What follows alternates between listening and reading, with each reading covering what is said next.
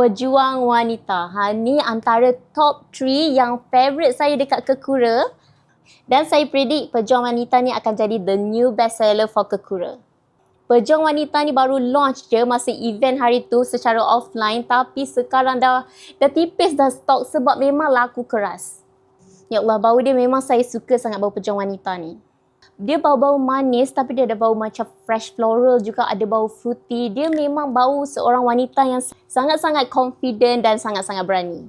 Bau Pejuang Wanita ni ada bau fresh floral, ada bau citrusy, ada bau macam vanilla sikit dan ada bau macam musky-musky. Top notes dia memang fresh, ada bau bergamot, ada bau bunga lavender sikit dan ada little bits of macam bau-bau mandarin orange. Middle notes dia ada keluar bau jasmine and orange blossom. Base note dia yang paling saya suka sebab dia tahan lama dan tinggal belakang.